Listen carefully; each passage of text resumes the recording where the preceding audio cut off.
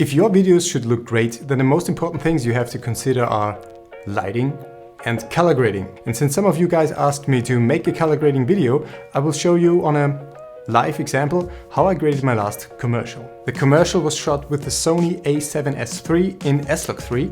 So at first we have a look how the footage came out of camera. Let's get into it. As we can see at the first look, this is log footage, desaturated, low contrast. As you see, I use a plugin called Color Finale here. This is no must at all. I could do everything without this plugin just by using the default color grading tools of the editing software. At first I add a color wheels effect and I bring down the lift, which are simply the shadows in the normal Final Cut Pro color wheels. I'm careful, I don't want to crush anything. Everything should stay above 0, of course. And since I want to make it a bit moodier, I bring down the gamma, which are the midtones as well. I raise the gain, which are the highlights, to simply create more contrast to the lamp we have in the foreground. These are really simple color grading steps. I'm no professional colorist at all, but that means you can do what I can do. So I will show you just a few ideas how I achieve the look I want to have and what I think is important in a color grade. Then I add a curves effect.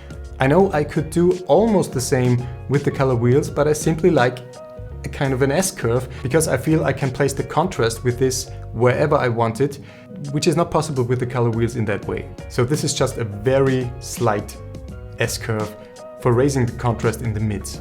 Then I add an effect called 6 vectors, which is just helpful for changing colors, these 6 colors we see here, and their hue, saturation and luminosity. You can't find exactly this effect in Final Cut, but you can add a hue saturation curve and do exactly the same thing. What I do here is I take the blue from the background and turn it more into a cyan. As you can see in the vector scope, when I raise the saturation of the blues, I want to put these blues into the cyan region. So I take the hue and drag it up. And I lower the saturation because this is just way too much. I wanted more to simulate moonlight. I know moonlight isn't blue, but I want the color contrast fighting with the lamp in the foreground. Next I take my yellow and bring up the saturation because I want the lamp to be more prominent in the shot.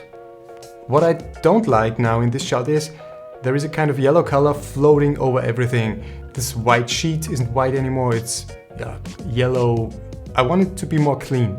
And how can we achieve white? Well, of course, everything should be in balance. Red, green and blue should have the same level. So I have a look at the RGB parade and I see red is very dominant in this shot. So I reduce it.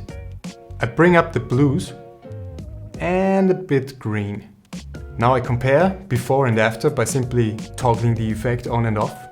And we can see that everything looks fresher now, cleaner. This yellow spill isn't there anymore.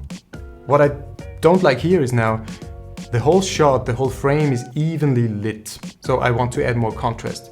And I achieve this by adding a vignette. So I add another curves effect. I add a mask. Then I draw this ellipse mask.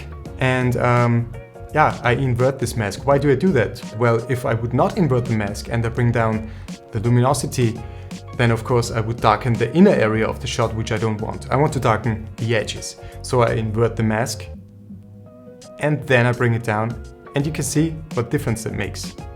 Yeah, and here is what the entire video looks like, with the color grading, with sound effects. If you're interested in stuff like this, let me know. I could show you in upcoming videos how I graded the other shots, which were a bit more complicated. Just let me know.